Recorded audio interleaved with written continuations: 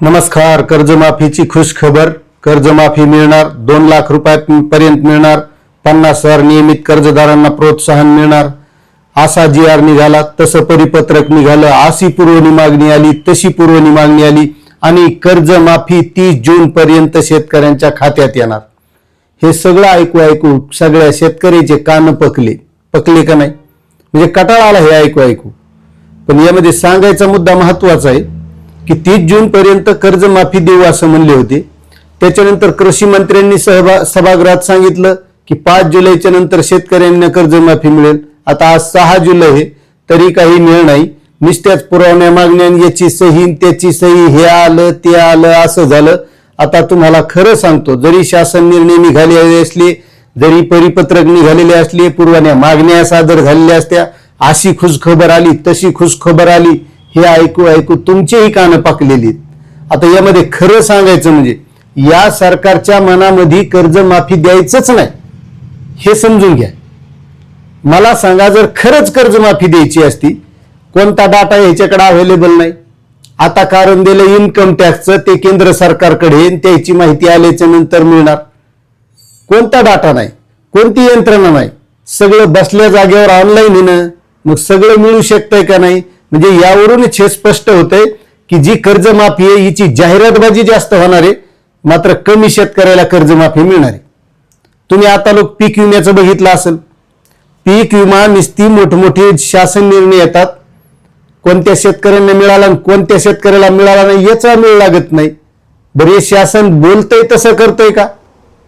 हेक्टरी 17,500 रुपये पीक विमा देण्यात येईल, गेल्या वर्षी सांगण्यात आलं होतं. दिला का कोणाच्या खात्यात? बरं, जे शेतकऱ्यांनी पीक विमा भरलाय ते सुद्धा शेतकऱ्याला मिळाला का? अतिवृष्टीच्या नुकसान भरपाईचं पॅकेज 32,000 कोटी रुपयांचं कोणत्या शेतकऱ्याच्या खात्यामध्ये आलं? आता ही कर्जमाफी सांगितल्या जाते. 56 लाख शेतकऱ्यांना 36,000 कोटीची कर्जमाफी आणि 20,000 कोटीची तरतूद करण्यात पुरवणी मागण्या सादर करण्यात आल्या, त्याला मंजुरीच मिळाली. आता कुठे राज्यपालाची सहीच होणार. म्हणजे निस्ता कार्यक्रम फक्त शेतकऱ्यांना भुलवत ठेवायचा. म्हणजे नेमकं हे कर्जमाफीचं भिजत घोंगडं राईट 2029च्या विधानसभेपर्यंत चालेल का काय असं वाटायला लागले.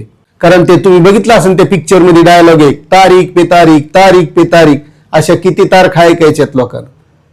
पीक विमा झाला, तुमच्या महाडीबीटीच्या अनुदानाची तीच गोष्ट आहे. मला सांगा, जर त्या शेतकऱ्याला वेळेवर त्याचं अनुदान मिळालं, तो त्या अनुदानासाठी ती वस्तू खरेदी करतो, उधार पाधार घेतो, इकडून तिकडून पैसे करून ती गोष्ट करीत असतो आणि त्याला वेळेवर अनुदान मिळत नाही, त्याला व्याज भानगडी ह्या करून ते अनुदानही पुरत नाही.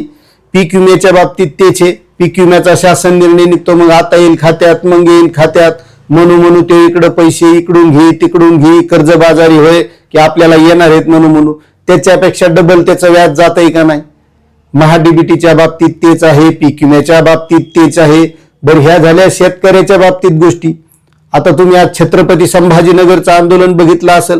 तिथं विद्यार्थ्याच्या पेपर फुटी, इकडं TETचा फुटला, तिकडं नीटचा फुटला, MPSCचा घोळ, म्हणजे सगळा जिकडं तिकडं घोळाच घोळच आहे.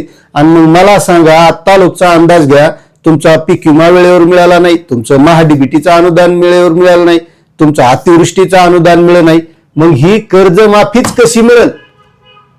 आता कर्जमाफीत कोण पात्र याचा निर्णय मात्र जाहिरात इतकी जोरात सुरू आहे, म्हणजे प्रत्येकाच्या मनात ठशीनं सुरू आहे की कर्जमाफी दिली, प्रत्येक शेतकऱ्याला मिळाली, मग प्रत्येकाला वाटणार सगळ्याला मिळाली, फक्त मला नाही मिळाली.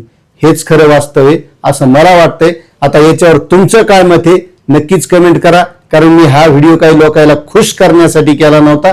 हे वास्तव आहे. तुम्हाला पटलं असेल तर चॅनलला सबस्क्राईब करा आणि जास्तीत जास्त शेतकऱ्यांना शेअर करा. धन्यवाद.